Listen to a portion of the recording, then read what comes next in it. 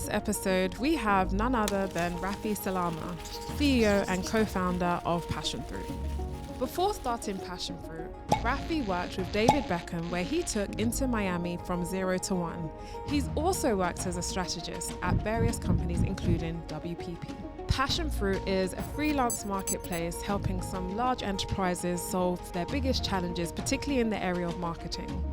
They are working with some of the world's leading brands, including PepsiCo and Mars. To date, they have raised over £14 million from leading investors, including First Minute Capital and FJ Labs. And I actually remember the day our SEO ranked higher than the Drake song, and everyone was buzzing about that. Yeah. Tune into this episode where we will delve into the future of work and how Passionfruit is playing a key role in changing the landscape of this $1 trillion industry. Welcome to The Startup Leap, the #1 podcast interviewing startup founders who have taken the leap into starting their own businesses. Here on The Startup Leap, we hear real, raw, and relatable stories of these entrepreneurs, how they've navigated taking the leap, and the decisions they've made. We're your hosts. I'm Yvonne. And I'm Maria. And this is the Startup Leap podcast. Yvonne and Maria are partners at Local Globe and OpenSeed VC, respectively. Local Globe and OpenSeed are independent of the Startup Leap podcast. Any statements made by Maria, Yvonne, or the Startup Leap guests are solely their view and are not advice. Endorsements by the Startup Leap, its guests, Maria and Yvonne. Welcome, Raffi. Super excited to have you join us today. Thanks for having me. We met 2020, I think it was. A while ago. Yeah. A while ago. And you're obviously operating in the freelancer economy, which is absolutely huge. I think in the US, it's worth $1 trillion, 5% of the US economy, and it's growing massively, driven by the future of work. And obviously, we've seen all the data on Gen Z moving more towards freelance work. So you've had an incredible career. You worked with David Beckham, building out Inter Miami. And I'd love to just dive into how some of your previous experiences led to you building out Passionfruit. For sure. I think a lot of it is luck. I'll be totally honest that, there's definitely a large slice in there, but I do think people and I have probably earned my luck as well. And I talk a lot about spreading your surface area of luck. And I think that comes with a few different things. One is a lot of hard work. So just really making sure, not in a kind of presenteeism way, but you're the first in, last out. I think people still really respect others where they feel like they're putting their shoulder to the grindstone. I think you can work smart. I talk to the team a lot about the minority of your actions which deliver the majority of your results. And I think there's a real power law, and basically every job has a power law. And most people are quite unafraid just to double down on what works. So they kind of end up doing a lot of work which is quite low leverage. And I think if you work hard and work smart, your kind of surface area of luck starts to spread. And certainly with the role at Inter Miami, I got kind of pulled into a meeting when I was meant to be in another meeting, and things went from there. And I was really fortunate to be on a team which took that from 0 to 1 with some incredible leaders that I learnt off. And for me, it's just kind of cascaded into this Passionfruit opportunity, and it's been a great ride. I love it. You're the founder of Passionfruit, or co-founder. Tell us a little bit about what it does. What is Passionfruit? One-liner for people who don't know. Sure. So Passionfruit is a B2B marketplace that connects freelance marketing talent to brands around the world. So we work with PepsiCo, we work with Mars, we work with AB InBev, we work with HSBC, a load of blue chip logos. And effectively what we help them do is have the right people in the right place at the right time. I think we're moving away from a world where, the full-time hire is quite a clunky unit of getting someone's help. And I would, maybe for another podcast, I don't even know what a full-time means anymore. It's kind of, and interestingly, it was invented basically in the 30s. Because it used to be we worked 6 days a week. Yeah. And then Boots in the UK offered their employees 5 days. And then that became full-time. Mm-hmm. So it's an invented concept. And I think what we're seeing for a whole host of reasons now is moving to more outcomes-driven, results-based economy. And what that really lends itself to individuals who are specialized, hyper-productive, and can capture more of their economic value by working for themselves on our rails than working in full-time employment. I mean, you started 3 years ago. or maybe even closer to 4 now in 2021.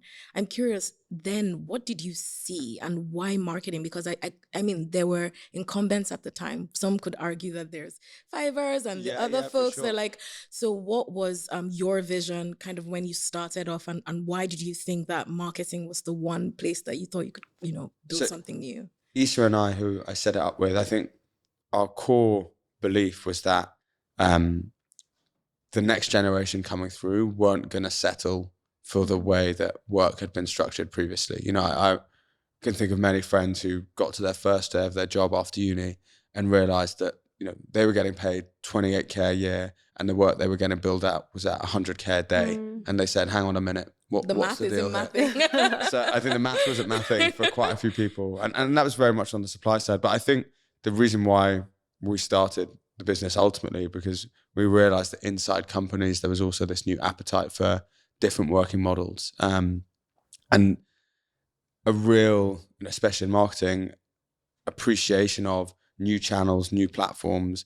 More complexity was going to drive more specialization, which makes full-time hires less and less appealing. And I think it depends which stats you believe, but anecdotally, I would say we haven't even seen the kind of start of what that could look like. Because if you walk into your average mid-market business in the US, they're not thinking, right, some of my workforce are freelancers. They're thinking, right, you either work for me or you're an agency, but that's it. And I think what we're trying to introduce is this third muscle of kind of embedded talent on demand. And what I always think of as the best version of Passionfruit is like an API into your business where you can drag and drop the right talent as and when you need it and create like a genuinely dynamic model. I think the Airbnb founders or the investors around talk a lot about a perfectly distributed network of rooms. And I think of a perfectly distributed talent network. And I think a lot of the advances in machine learning can get us there as well. Yeah, no, I love that. And one thing that I really love about the platform is the fact that you've created all these wraparound services as well for the freelancers. And so freelancing can be quite lonely, right? But it's almost as if you're giving them this buffer that they would get if they were working in a corporate. I'd also love to just double click on the marketplace itself, right? Because one of the toughest things about marketplaces is there's always the hard side. There's the demand and supply. What was the hard side for Passionfruit and how did you navigate that? So the hard side is definitely the demand side. I mean, in the crudest terms, if you go to someone and say you can earn more money working with the clients you want to work with from wherever in the world, you get a lot of yeses. And certainly for us, we see like a very extremely low acquisition cost on the supply side. We never really spent any money acquiring that side of the marketplace. I think the demand side is the harder side because people are more stuck in their ways. And to your question of Fiverr and Upwork, the previous players in this space have primarily focused on like the real kind of SMB economy. So at its core, the premise of Fiverr is quite literally, if I'm a mom and pop shop in Atlanta, I can get someone in the Philippines to do this for $5, right? And the work is not world class, but it's sufficient if I run a corner store in Atlanta. The companies we're working with are not corner stores in Atlanta. They're some of the biggest businesses in the world, or they're kind of mid-market enterprises that, do between 100 and 1 billion of net rev a year. So they need a different caliber of talent, respectfully, to someone who would work for $5 an hour. And I think what we're seeing is that talent is now finding a home on Passionfruit. You started out working with startups, right? So talk to us about how you went from the evolution of startups to enterprises. Yeah, I mean, for us, I wish I could tell you it was incredibly well thought through. The startups were the customers we knew, right? Because startups are tough customers. They're awful customers. I would say money to pay. They're awful customers. They're what I would call a leaky bucket of customers. They're very good, like for kicking the tires because they can make decisions quickly. And you're usually dealing with a founder or maybe a head of marketing, but usually a founder. And if they like what they see, they'll buy that day. And they're more experimental as well, I think. Correct. And for us, I think, Is kind of has led brilliantly on product, and just to kind of get the tires turning on the product, it was the only way to go.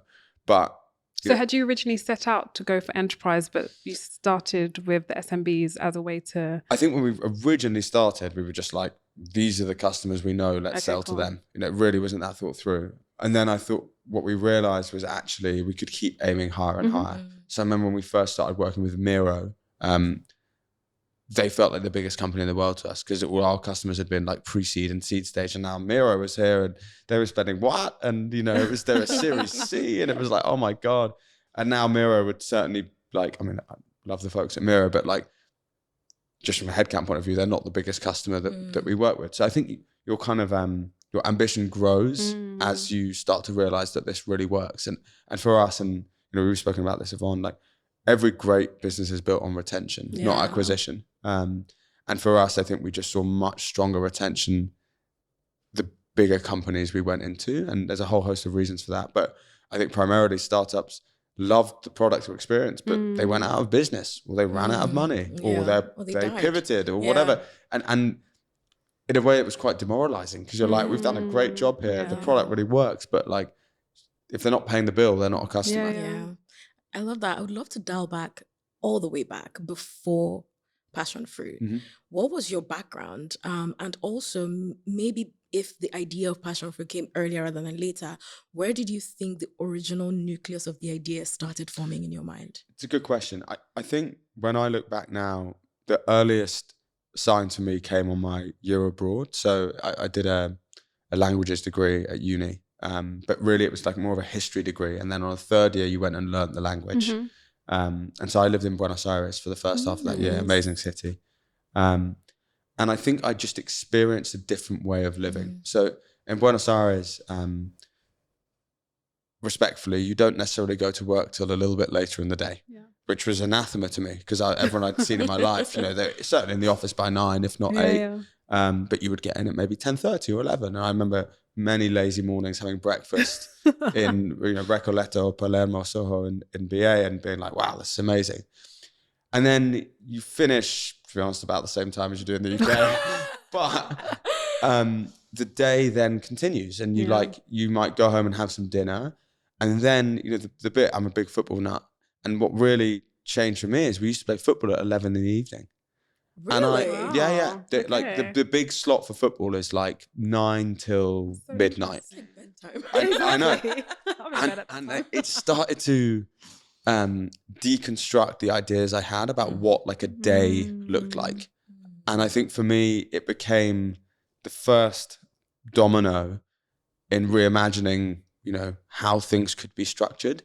Because when you're young, I think things are what they are, and you just take them for granted. I mean, there's that amazing Steve Jobs quote, which I'm going to butcher, which is something like, you know, you think the world is set up so perfectly, and then you realize it's being run by people just as smart as you or whatever.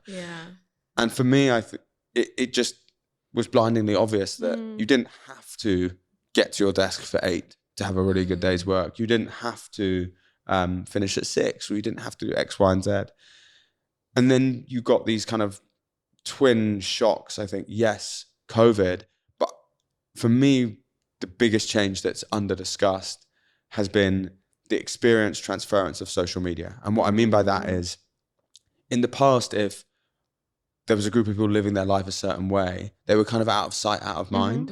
And now with socials, the algorithm is bringing me the life that I want. So if I see someone who's, you know, going to the gym at 9, getting to the office at 11, working till 9 p.m, and that's the life I want, I suddenly go, oh, why can't that be possible for me?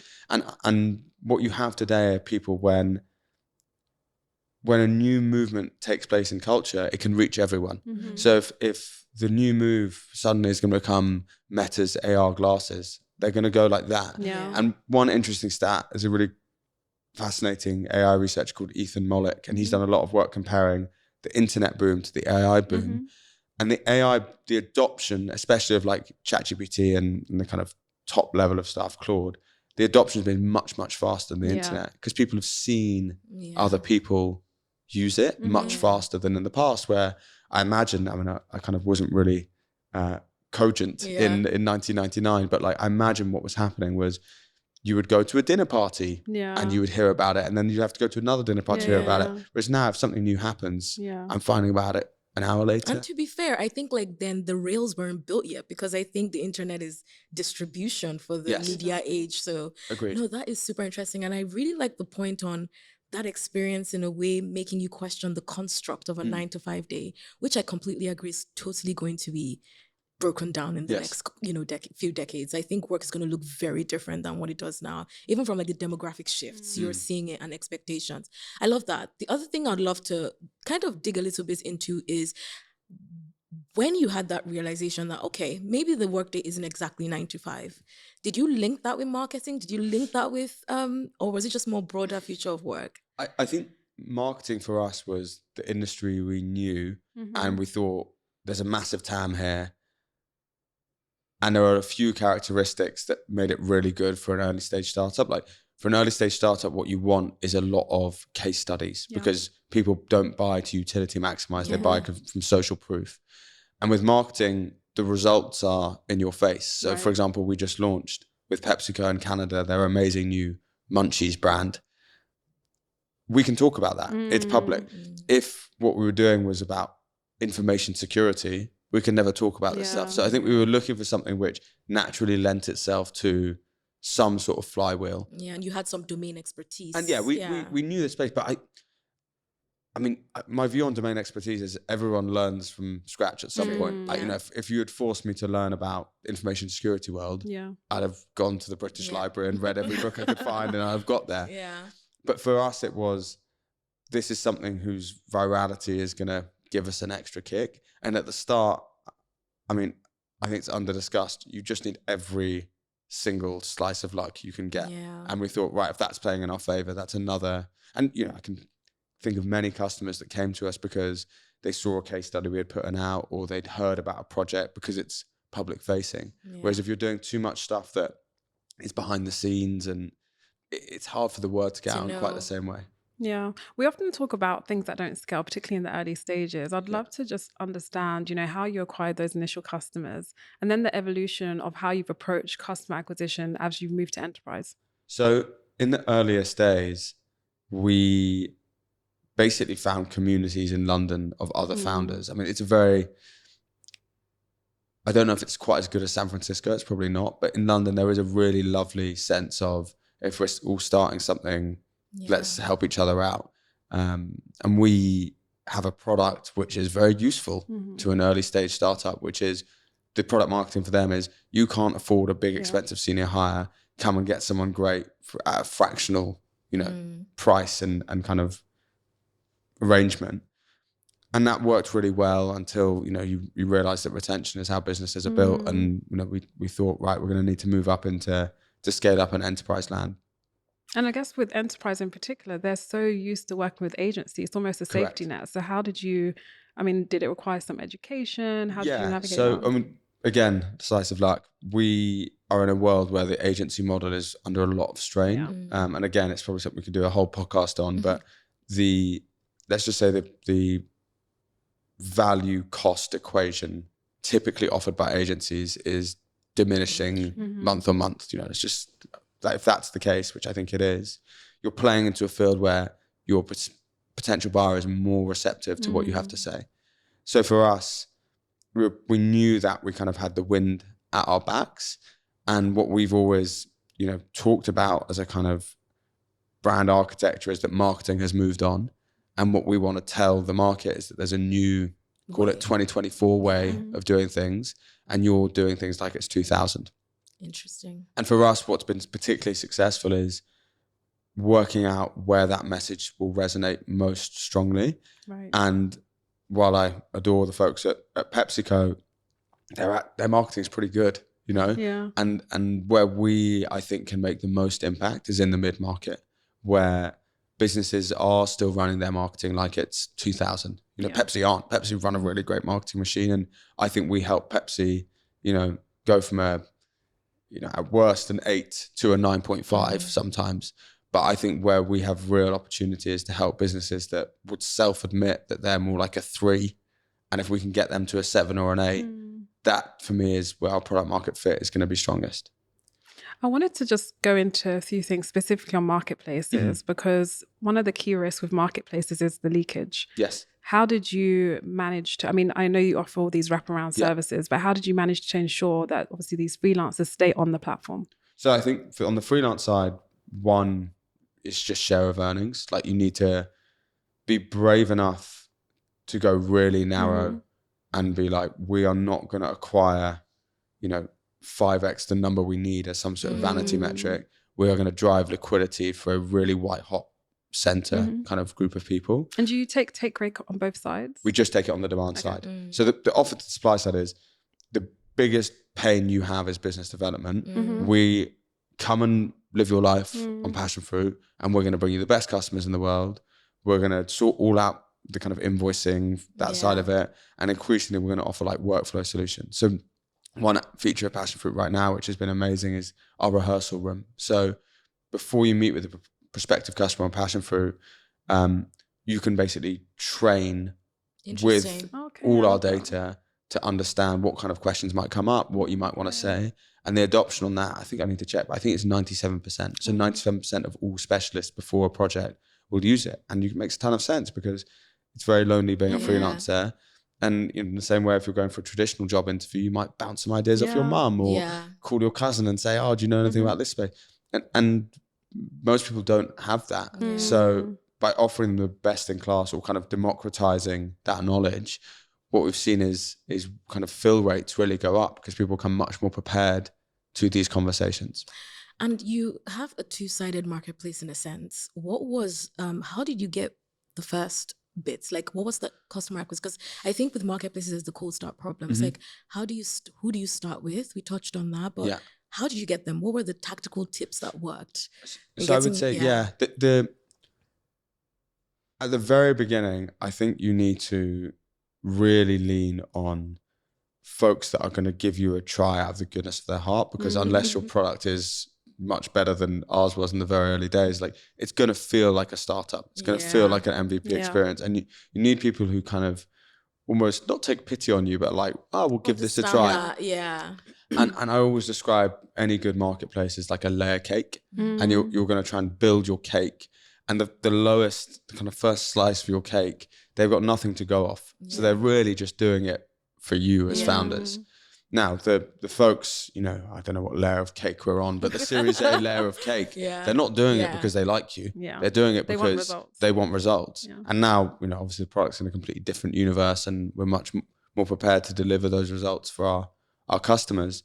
But you need someone to give you a chance, basically. And I think, therefore, tactically, what I'd be thinking about is, who do I know? Who's kind of given me good advice as I was thinking about the second start? You said we started a few years ago. We spent the first year really just talking to people, just learning how Upwork had done it, how Fiverr had done it, what they'd done well, what they'd done badly, how did agencies work, So we've been doing it, we've now been doing Passionfruit proper for maybe 2.5 years. But that first, call it a year, was just spent meeting people and politicians talk about it, but like on a listening tour of sorts. And then when you've finished listening, you can go back to the folks who you're now effectively building for and say, that thing you said, which would be really helpful, like we've kind of built that. Would you be up for trying it? Did you leverage your networks before with the marketing agents you probably worked with prior? Yeah, I would say. Or was it cold? It was different because I was only at WPP for a little bit, but Is worked there for I think 4 or 5 years.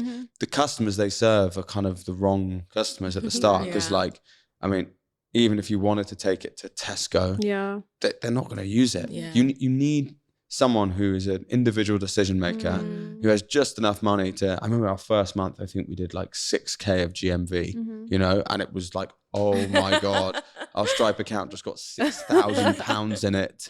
Like, this is nuts. And our first customer was my cousin's podcast. She runs a kind of podcast all about prison reform, which is amazing. Oh, amazing. And my co-founder's girlfriend doing the PR for it. That's what I mean. Like, you've just got to find anyone who will kick the tires for you. And scrappy. You can't then include that in your seed fundraise as a customer, but you work out what works and what doesn't work. And I remember on the second one, we introduced the chemistry call, and the chemistry call is like the baby free interview that happens on our platform. But we didn't start knowing that a chemistry call was going to be a thing. But had I gone to Tesco, and even if they had somehow said, yes, we'll do it, it wouldn't have worked because there wouldn't have been a chemistry call. So you have to just go wherever you can. And I think the problem with most, at least what I see from the outside in with most startups that don't get things going, is that they're not they're too worried about being embarrassed. They're too like, Yep. you really have to eat the mud and like be willing to look like a complete twat and not like a rude person, but like even now, like we talked a bit about, like I do all these LinkedIn videos. Like, do I love that I do loads of LinkedIn videos? Not really, but I'll eat the mud because I know it works. And I think also even just having the, I don't know, room to fail, like you allow yourself to like make mistakes and look silly, and then someone can tell you, okay, you could try it this way and it could work, but if you want it perfect out the gate, you're not going to go far. Agreed. And the most liberating moment for me, and it kind of was one of those things that happened in a moment, but was a realization over many months, is nobody cares. Nobody cares about you. And I think that's the thing, we overthink it, right? 100%. And you're there being like, oh, this person, what are they going to think? They're thinking like, what is their fantasy football team going to do? Literally, what they're going to have for lunch. Is the guy they met last week going to text them back? Yeah. Like, they're not thinking, oh, Raffi's doing this or that. They don't care. Yeah. But you, because we're all, unfortunately, a bit too self-centered nowadays, we're sort of like, wow, if I do this, the whole world is going to... Like, there's probably, I don't know, 5 people on earth whose actions are genuinely watched, the US president, like the Pope, I don't know. But the rest of us, like, no one cares what we do. Yeah, I would love to talk about the tension between freelancers and disrupting agencies. Right.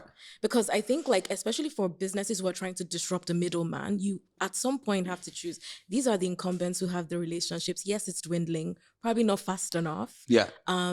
Do you partner with them or do you disrupt them? How did you make that decision in your journey? So we don't partner with agencies. We've had a lot of agencies that have asked, can they pipe our freelancers into their business, which is kind of like trying to put a plaster on their problem. And that can seem really appealing. Yeah, no. Like distribution, if they have we wanted to scale GMV, if our sole priority was scale GMV as fast as you can, I would call up every agency in London and New York and wherever and be like, freelancers, we're going to sort that for you. But it's not what we're trying to build. Do you see what I mean? Like, we're not trying to prop up the middlemen. How did you make that decision at the early stage where it would have probably given you the numbers, all the revenue that you need, all the growth metrics, but you decided not to? Why? Because we both had really good roles that we liked and we didn't give them up to just like pipe revenue. You know what I mean? Like, I think for us, and especially after Series A, we've had another conversation about it. It's not just the quantity of revenue, it's the quality. Right. And it's like, are you building a repeatable, predictable machine that delivers the like global outcome change that you want? Because all you are as a capital allocator is, putting coins into a machine for a different future that you believe in. And our investors, we've been really lucky to have great investors that back us, like they kind of join that ride with us and then we become the distributors of that cash. And for us, I just didn't get into it to pipe freelancers into agencies. Like, it's a good business, I'm sure, but it's just not why we did it. And I'd much rather die, not personally, but the business, I'd honestly much rather see Passionfruit fail than get a load of money from doing that. Like, what's the fun in that? I think that's so valuable though, because as a founder, you need to know what to say no to. And the idea of working with agencies was really appealing because from a GMV perspective, as you said, but knowing that longer term vision, what you want for the business about, growing quality revenues, I think is just so key to understand what you really stand for and where you're trying to go. Agreed. And we're not kind of Steve Jobs level visionaries, but I do think we both got into it for a certain I do love reason. that you have a why. Yeah, I think there is a bit of that. And there's also, and we should talk about this more, but my fundamental belief is that talent density is the number one reason why we've had the success we've had so far. And to get talent really excited about joining Passionfruit, the pitch cannot be, we're helping agencies prop up their internal teams. Like, who wants, like, they're just going to say the same things I'm saying. It's like, that's not appealing. So for many reasons, you've got to aim a little bit higher than that and have slightly loftier goals. How do you maintain quality on the platform? So particularly as you scale? I think, it's two sides of the coin. I think on the demand side, just only working with great scale up brands like Miro or Ledin or Mixpanel or Plaid, like they are, and then obviously in the enterprise world, the companies I've listed, they're only going to work with great people. So there's kind of natural filtration that happens on the demand side. How do you vet for that at scale? Well, on the demand side, it's easy because you don't need tens of thousands of customers to do GMV. I think on the supply side, that's where the vetting is really useful, and we kind of use a mix of our existing community, technology, and in the start just intuition. But we've kind of formalized that. I would say if we have a secret sauce, it's that, because we've got thousands of specialists on the platform now, and if you have a break in the armor, the whole flywheel stops working, because the amount of blood, sweat, tears, resource that goes into closing an exciting new logo, ultimately you're only then as good as the specialist that goes into that business. And there were definitely in the early days, there were one or two logos we put a lot of effort into, and because our vetting wasn't quite good enough yet, it didn't really work. And it was heartbreaking. You feel that pain because you're like, oh my God, both sides have got to work for any of it to work. So we spent a lot of time thinking about how do we get a more harmonious relationship between the two. I love that. And let's talk a little bit about the team. Yes. Your co-founder. Yes. Love to hear about how the two of you came together. Obviously, you yourself are not technical. I'd love to understand how, did you go out looking for a technical co-founder? How did you come to meet and decide to work together? So Is and I met. Is actually interviewed me the first time we met. We ended up being on the same grad scheme together. And I think like any relationship, you just find things to talk about when you don't have to. That's a sign of a good relationship. You just want to speak to each other. And we used to speak about, music, and he knew so much about the rappers in the UK and I was fascinated, or we would talk about sport or anything. And I can remember we used to have a pinball machine in our old office, and I remember standing there chatting to him, and when you hang up and you see how long you spoke to him for, I was like, oh my God, it was an hour. I was like, weird. Like, and you're just the kind of random person in your life. And then when we were considering setting it up, I mean, who you do it with is everything. Yeah. And I think for us, it just felt like the right pairing, and we brought different things to the table that maybe each other didn't have so much. And it just became this really nice symbiotic relationship. But you spend a hell of a lot of time with that person. Yeah. And I would imagine that the biggest kind of root cause of most startups failing is co-founders breaking up. Like, and I'm actually writing a blog on about this week, but it always comes back to the people. Yeah. Everything is the people, the taste they have, the approach they have. And there's this kind of myth which seems to be propagating, which is like it's about the tools, it's about the tech. It's like there are puppet masters of those things. Yeah. They don't just sort of come to exist. Yeah. And I think we have a very short-term memory. I would argue the wheel was just as transformative a piece of technology as AI is going to be. Humans figured out how to master the wheel and insert various other things. We're going to do a really good job of making sure this thing works for us. And in the end, it's going to be, right, who are if there's a new tool and it becomes ubiquitous, the best tool master is the most important person in the world. Exactly, yeah. So for me, it was just, this is the highest integrity person I've really met. And I just thought, who better to jump into. How did you have the conversation? Was it like a natural, organic thing? Was it hey, this is, what I'm thinking about? Did he know about the idea? Like, did you both talk about the idea very early on, and it was a natural transition that you would build it together? I'd love to get into a bit of that. The reason why I ask is because we have quite a few people in different spaces in their journey listening or watching, and they probably have a few people in mind that they're thinking about, or maybe one person. But some people, are anxious about the conversation more than others, or don't quite know how. We've had founders who've been like, take you to a pub. Hey, this is what I'm doing. We've had founders that have been aggressive. It's interesting because I've seen how Entrepreneur First, they've done amazingly well. It seems like they pump out unicorns and more power to them. Instinctively, I don't understand how that model works, where it's sort of like, I don't think you can be like, I want to be a founder. Yeah. I think that's a weird mindset to me. I think you have to start with, do we both see a problem the same way? And do we think that this solution or this product might ameliorate that problem? Clearly I'm wrong, because EF have done very, very well. But at least that's my... But two things can be true. And for us, I don't think either of us are ever like, we want to be tech founders. And, Yeah. you know, I actually have our Patagonia jacket, but like, we wear a Patagonia jacket. To fix that. Yeah. I don't think that was ever the intention, but I think we fell in love with the problem. Right. We really were like, wow, this is cooked. Like, how do we change this? Are we the right people to change this? And I think starting a company is a very vulnerable journey, because you have to allow yourself to be wrong the whole time. And Is has a great phrase which he uses often, which is kind of strong beliefs loosely held. And I think that is incredibly relevant very early on, because one morning you have to wake up and be like, this is the plan, this is what we're doing. And the next morning it's like, that's the plan. You moved on. But like, you can't be too hard on yourself, because your job is to, a bit like a truffle pig, respond to different scents. Where are you picking up real customer love? Which bits of the product that you thought were going to be really important aren't? And I think a willingness to let go of what you used to cherish is just part and parcel in that early stage.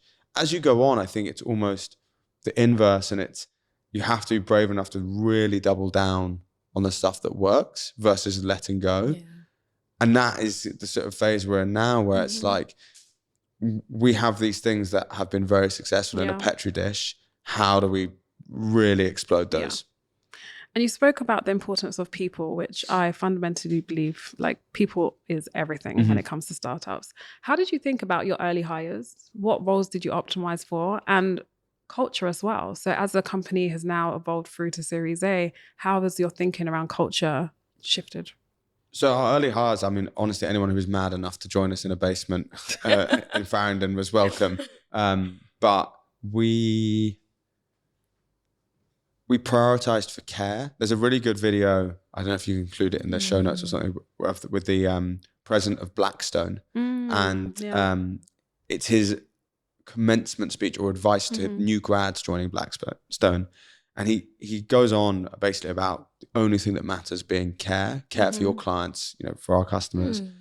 And I do think that differentiates most people. Is, do they see it as a job, or do they see it as like a privilege to do the work? Right. And I think everyone we've hired, the red thread is, of course they get it's just a job, and, you know, family and health and all this stuff are 10x more important.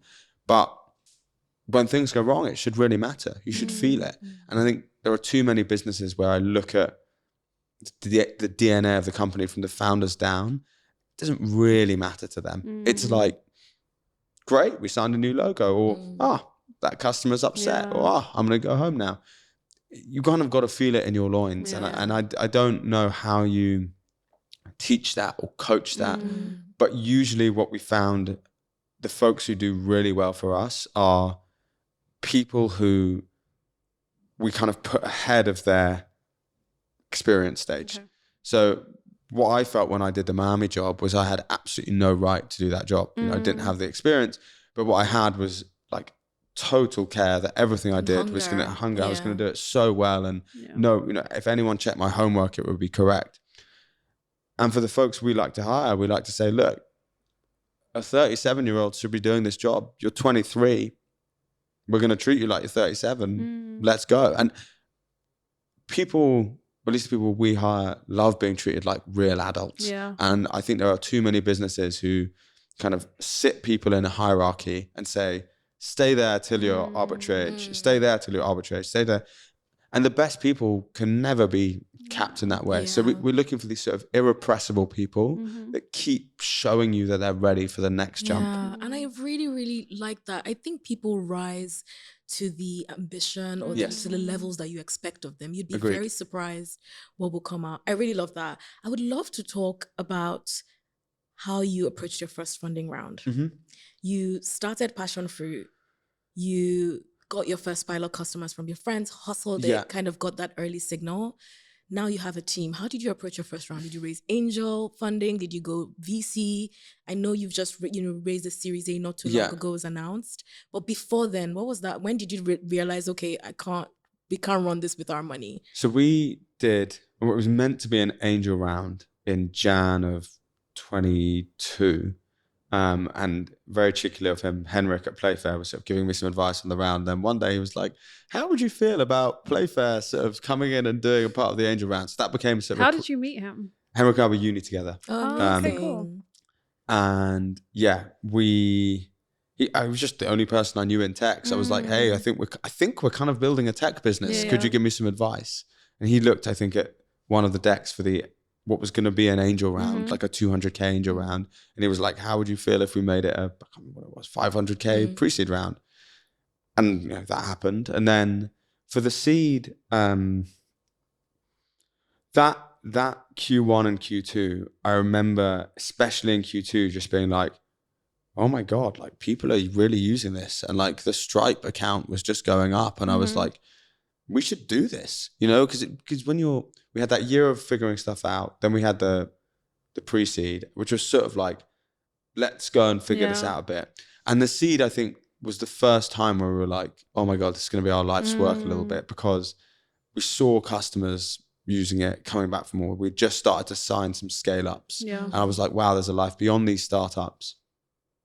And then when I met Spencer and Adriana at First Minute, I remember Spencer, I don't think I've ever told him this, but he did this thing where we pitched and he gave the business back to us. And I wish I could have recorded what he said in a minute and then just used it in every future conversation. He just, and I think that's what every founder really wants. He just saw us for exactly what we were. He saw us for the good bits, the bad bits, the middle bits.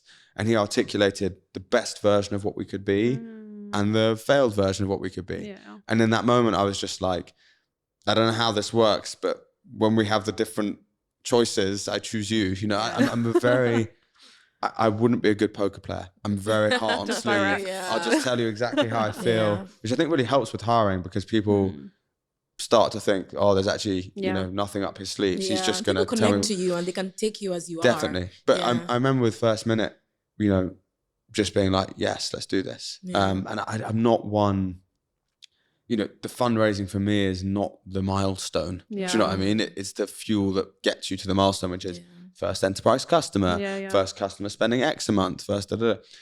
So for us, I think the seed was, a great group of people who also had a very clear, in that kind of T-shaped model, they're very good at connecting people. I mean, First Minute, that's kind of, Brent especially is his real superpower.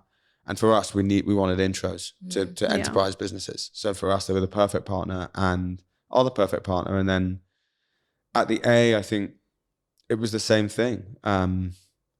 Bayer, who's the kind of managing partner at CIA, has been very early in a couple of unicorn marketplaces. And the first time I met her, I just felt super seen. I remember I was in Madrid and Beth, who had actually done a scout ticket for Notion in our seed, then went to CR and brought that deal in for them. And I remember just being in Madrid. I'd come from doing an offsite in Lisbon with the team, and I flew back via Madrid. And I remember just being in the office, and we just had one of those chats where you're like, we're going to work together now. And like we did a month later, we kind of opened the round, or 2 months later probably, we opened the round formally. But all the way through, I was like, I just know where this is going to end up. And I do, again, coming back to the people, I do think founders don't. The outside world put way too much emphasis on the logo above the door, but founders know it's about the person you're going to work with, because the logo is, you don't actually derive any benefits from it. Every VC puts on networking drinks and blah, blah, blah. And that's very commoditized. But what is kind of non-fungible are the people you get to work with. Yeah. In hindsight, is there anything that you'd look back on in terms of fundraising and you'd do differently? Particularly like very early, the pre-seed round that you did. I mean, part of me is tempted to say no, because I'm so happy with where we got. But I think if I was being critical of myself, I would say that we kind of had quite a lot of ambition that we kept to ourselves, because it felt a little bit scary to say it. We really thought and think that we can transform the way literally the world works. And I think at the pre-seed and even the seed a little bit, we were like, we're a freelancer marketplace, like, and kind of kept it quite small because that was like, we didn't want to reveal the big juicy thing. Why didn't you want to do that? I didn't think we had the right. I was like, who are we? You know, we're, you know, how old was I at the time? I was like, I was 20. Was it imposter syndrome? Like, how can I think? Yeah, just like going narrow felt more comfortable and safe, and like they couldn't doubt that we could pull this narrow thing off, you know? Whereas when you talk really big, I'm like, are they actually going to think that but what I've come to realize is that, to your point of people, there's a very interesting concept in marketing called excess share of voice. And excess share of voice is this idea that if your share of voice in a market exceeds your market share, so the amount of customers you have in that market, over time your market share catches up to your share of voice. And I think as a founder, it's the same thing where like you have to speak and have your voice a bit ahead of where you are. And what you see is your business sort of become the thing you talk about a lot. And I, for us, you know, it was kind of willing it into action. And I think by the Series A, we were like, to your point, we've got the marketplace, we've got all the wraparound things. This is kind of becoming the thing we talked about. And I think your ambition just rises. Every great customer call. The thing that really started to do it for me was the customer referrals. When we would get customers introducing us to other customers. Right, I can still remember the first time that happened and being like, this is nuts. Like this was no prompt. This was an idea we used to speak about in prep, like, you know, like what is this? But, you know, it comes back to that original thing of working hard and working smart. We just figured out what was high leverage, and we would rock up, and we do rock up every day and do it.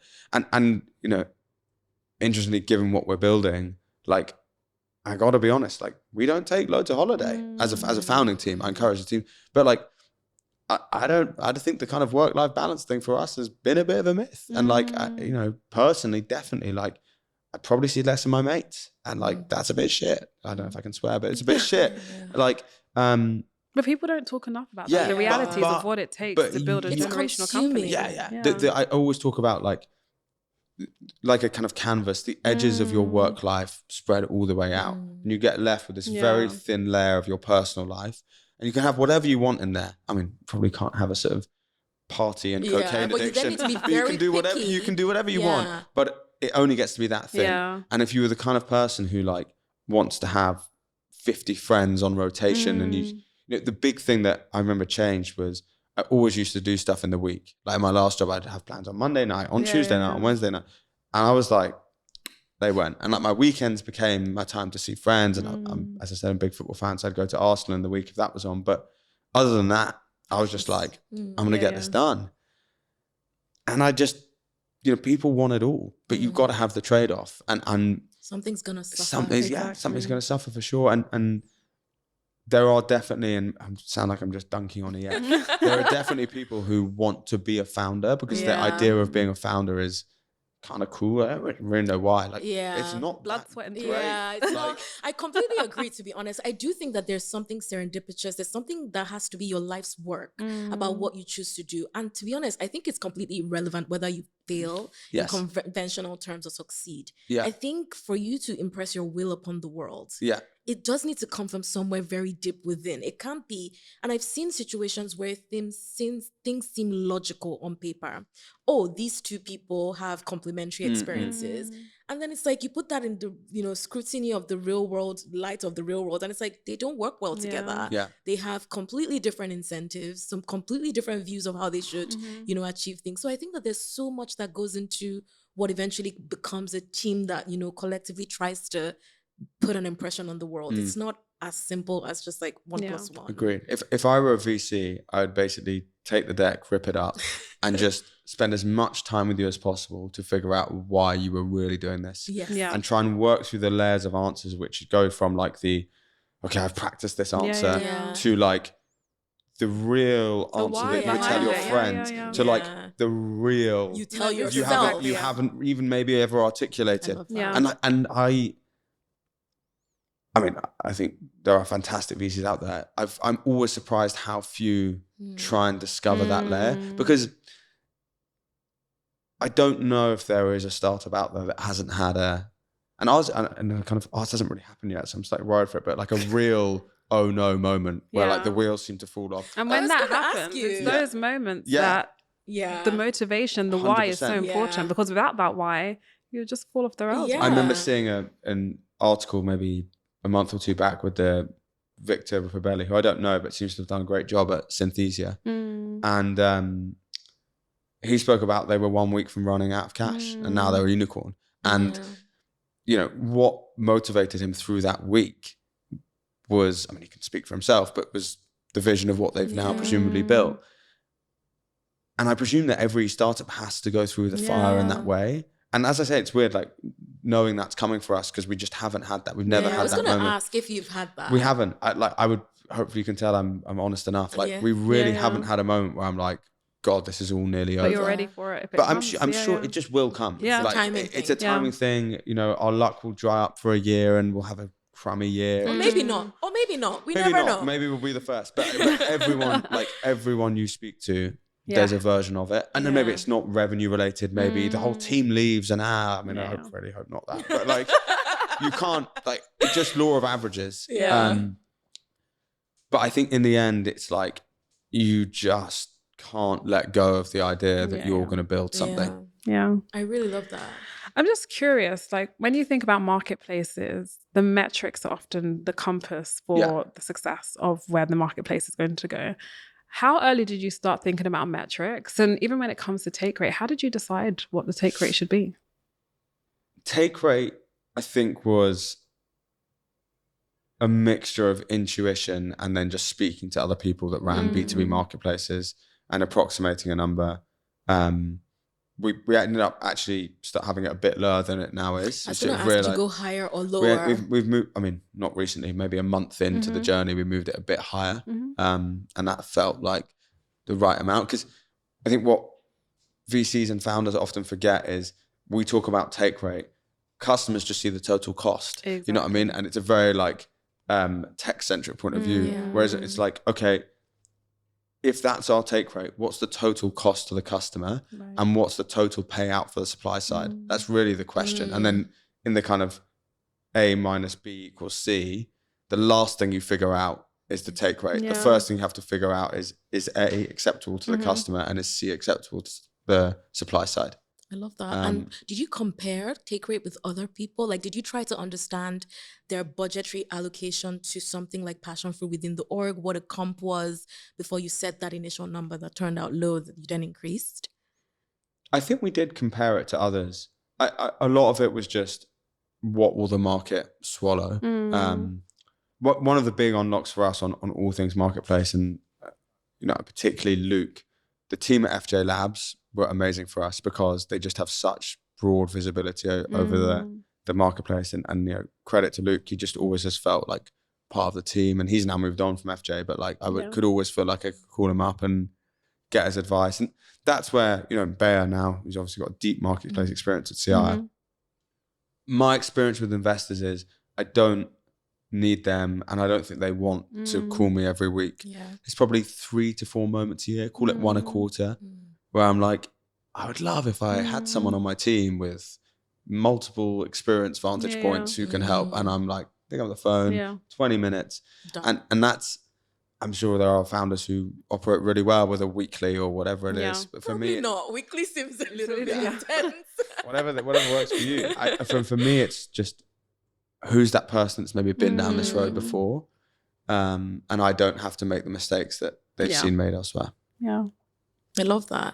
Passionfruit, where did the name come from? And being a marketing company, did you like over-index on, we need to show off, we need to come out the gate, with strong branding and marketing, and given that's your what we're branding doing. is fantastic. Thank you very much. And it was from the very early days. We definitely thought about, we've kind of got to look the part. We had some horrific names. Tell us. We never thought we were going to do it, but for a while the working name was Deregulator, which is awful. I'm so happy you went. No, I'm so happy as well. And I don't Deregulator. Where did that come from?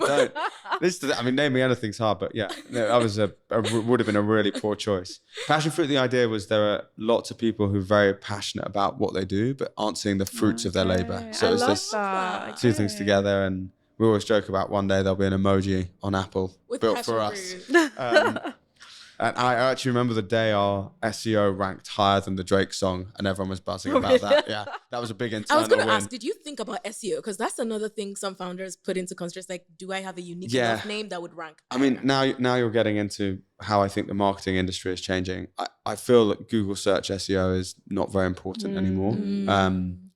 Well, first of all, for under 40s, the biggest channel is TikTok. It's not Google. And the second thing is I don't think buyers buy because they type in marketing help on Google. I mean, if you think about how you've bought anything, most of how purchases made now are on dark social. So WhatsApp groups, Discord channels, Slack messages they get. So your job really is to win the kind of behind the scenes war, not the above the line war on Google. Of course, it helps being on the page one of Google. But if Google went away, I reckon less than 2% of our customers would go away. Interesting. I love it. One of the things we like to ask, especially at the end of the session, is just retrospective questions. But before we go into that, I'd love to know the moment you made the leap to building Passionfruit, the moment you probably put in a notice, the moment you made a big decision that made it more real than it was before. So my boss was really, at the time, was David Beckham's manager, a guy called Simon, who I'm still very close to and was an amazing mentor for me and had really given me this chance. And I like to think I'm a loyal person. So it definitely was a scary and kind of just strange moment saying, well, I'm going to go and do this thing.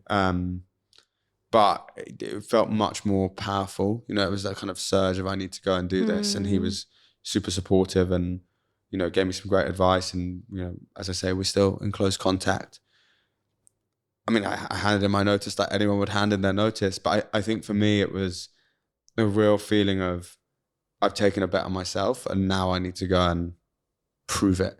And it's interesting, like, I don't know at what point it feels proven. Or if it ever does. I do think something happened at the Series A for me where I was like, I was kind of right, you know, like even it's if like I knew, but I don't think, and now I do feel like I'm playing a slightly different game. I think until the Series A, I was kind of proving that the concept could work. Now I think I'm proving that the concept can like really scale. Which I think is a different muscle. And I think everything that I thought at the handing of the notice has kind of been proven true. But like, it's now like a new challenge to be like, is what you thought right something that can happen the world over?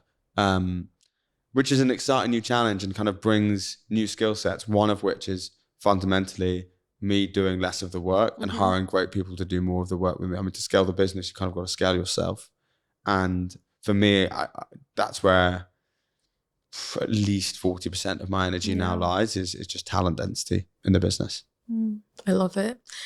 And what were you worried about when you took the leap? I want to almost like over time, you have the benefit of retrospect now. Yeah. Like, what was the most concerning thing or the things that gave you the most anxiety? And how do you think about that now when you look back? I would say, if I'm being super honest, it was, I just haven't had a moment in my life where I'm like, I couldn't pull that off. Like, I remember the degree I got at uni. I got a first at uni, but I got it on the mark. And like, I literally scraped over. And I was like, oh, I just did it. Yeah. And it's happened a few times, like exam results, things where I just got it. Yeah.